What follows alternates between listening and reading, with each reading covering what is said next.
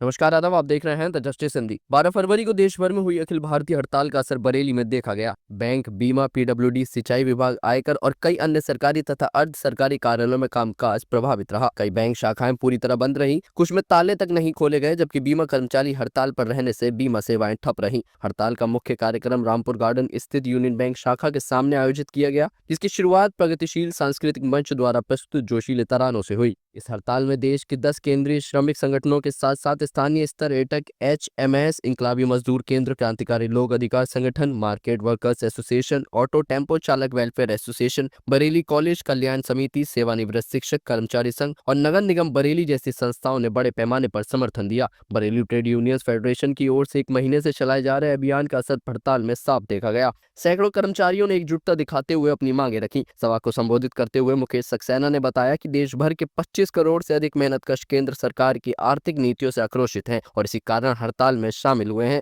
UP bank employees union के अध्यक्ष पीके महेश्वरी ने कहा कि बैंकों में कर्मचारियों ने शाखाओं में प्रवेश नहीं किया, कई शाखाओं के ताले तक नहीं खुले। बीमा कर्मचारी संघ बरेली डिवीजन की महामंत्री गीता शांत ने बताया कि संगठन के सभी सदस्य आज हड़ताल पर थे और उन्होंने सार्वजनिक उपक्रमों के निजीकरण और बीमा क्षेत्र में 100% विदेशी निवेश की योजना का विरोध किया। फेडरेशन के उपाध्यक्ष आमिर खान ने कहा कि प्रांतीय आह्वान पर पीडब्ल्यूडी में व्यापक हड़ताल हुई, जिसमें संविदा प्रथा और ठेकाकरण का विरोध किया गया और स्थायी रिक्तियों को भरने की मांग की गई। यूनाइटेड फोरम बरेली के नवेंद्र कुमार और अन्य नेताओं ने भी नैतिक समर्थन जताया।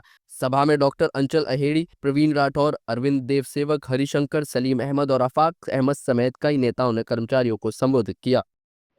क्या नाम है सर आपका? मेरा नाम प्रवीण राठौर है, मैं यूपी व्यू का अध्यक्ष हूँ और आज 12 फरवरी को पूरे देश में हड़ताल की जा रही क्या है। मांग है आपकी? जो हम लोगों की मांग है, बैंकिंग में पहले से 5 डे बैंकिंग की मांग चल रही है, बहुत पुरानी, और हमारे जितने भी जो नए श्रम कानून बने हैं वो श्रमिकों के खिलाफ है और उन्हें वापस लेना पड़ेगा सरकार को। पूरे देश में करीब 30 करोड़ श्रमिक हैं जो आज हड़ताल पर हैं और 30 करोड़ श्रमिक का मतलब ये आप अंदाजा लगा सकते हैं कि लगभग आधी जनसंख्या इस देश की आज हड़ताल पर है और ये हड़ताल तब तक जारी रहेगी जब तक ये सरकार अपने निर्णय वापस नहीं ले लेती है और सरकार को इस बात पे झुकना पड़ेगा। और सरकार ये बार बार हम लोगों को झूठे दिलासे देती रहती है कि मैं हवाई जहाज पे चप्पल पहनने वाले को जो है हवाई जहाज की यात्रा करवाऊंगा और वो चप्पल भी खींचने का काम कर रही है। श्रमिकों को ऐसा कर देना चाहती है। इतनी गंदी सरकार है जिसका आप अंदाजा लगाना मुश्किल है। जो सरकार हम लोगों के वोट से चुन के आती है और हम ही लोगों को निचोड़ने का काम कर रही है, हम लोगों को बिल्कुल दबाया जा रहा है, कुचला जा रहा है ताकि हम लोग बिल्कुल आवाज न बुलंद कर पाए अपनी। और दिल्ली में आपने देखा होगा कि एक लड़की बेचारी जो बलात्कारियों के खिलाफ अपना आंदोलन कर रही थी, उसको घसीट घसीट के पुलिस वालों ने मारा है। जो एक सरकार है किसी को आंदोलन करने नहीं देना चाहती है और इस सरकार के खिलाफ ये आंदोलन हमारा तब तक जारी रहेगा जब तक ये सरकार बदल नहीं जाती है। धन्यवाद। पीके महेश्वरी, मैं यूपी व्यू जिला मंत्री हूँ। आज हम देशव्यापी हड़ताल में शामिल हैं।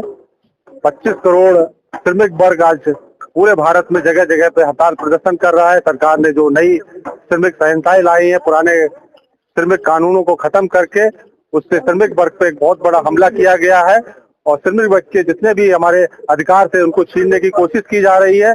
आगे आने वाले समय में श्रमिकों का भविष्य बहुत अंधकारमय है। ये सरकार पूंजीपतियों को फायदा पहुंचाने के लिए श्रमिक वर्ग पे एक बहुत बड़ा हमला करने जा रही है। श्रमिक वर्ग इसको कभी भी बर्दाश्त नहीं करेगा। श्रमिक अपने हितों की रक्षा करना, सुरक्षा करना खुद जानता है। वो सरकार से हर तरह की लड़ाई लड़ेगा और आगे आने वाले समय में इस आंदोलन को और भी तेज किया जाएगा जब तक ये श्रमिक संस्थाएं वापस न लिए जाए और श्रमिक जो हमारे कानून थे उनको पुनः स्थापित न किया जाए। आज हड़ताल है, आज देशव्यापी हड़ताल है। आज देशव्यापी हड़ताल है। इसमें न सिर्फ श्रमिक वर्ग बल्कि हमारे किसान भाई भी इसमें शामिल है। तरह तरह से इस देश में नीतियां बनाई जा रही है जो इस देश का मजदूर वर्ग, किसान वर्ग, कामगार वर्ग है उनको पीछे ले जाने की कोशिश हो जा रही है और पूंजीपतियों को खजाना भरा जा रहा है। इन पूंजीपतियों को आगे ले जाने के लिए सरकार न सिर्फ देश में विदेशों में भी नई नई तरह की संधियां कर रही है जो कि यहाँ के देशवासियों को बिल्कुल पसंद नहीं है। इस देश के श्रमिकों का, किसानों का ये सम्मान सरकार ताक पर रख के पूंजीपतियों के साथ में खड़ी है जिसको बिल्कुल भी बर्दाश्त नहीं किया जाएगा। ये देश भर के 30 करोड़ कामगारों की हड़ताल है। आप बरेली में इसका पूरा व्यापक असर देख रहे हैं। हमारी जो मांगे हैं, सार्वजनिक उपक्रमों का निजीकरण न किया जाए, पुरानी पेंशन बहाल की जाए, 4 लेबर कोड लाए गए हैं उन्हें तुरंत वापस लिया जाए, हमारी ये भी मांग है कि मिनिमम वेतन 26,000 हो, ठेका प्रथा समाप्त हो और उसके बजाय जो खाली पद पड़े हुए हैं उन्हें स्थायी नौकरी से भरा जाए। हम लोग बैंक, बीमा, अन्य विभागों के लोग यहाँ पर इकट्ठे हैं। कुछ लोग हड़ताल पे हैं, कुछ का नैतिक समर्थन है, लेकिन सरकार की नीतियों से आज तमाम लोग आज यहाँ सड़कों पे हैं। और आप देख रहे हैं कि बैंक की तमाम शाखाएं आज बंद हैं और लोग हड़ताल पे हैं और अपनी तनख्वाहें कटा रहे हैं।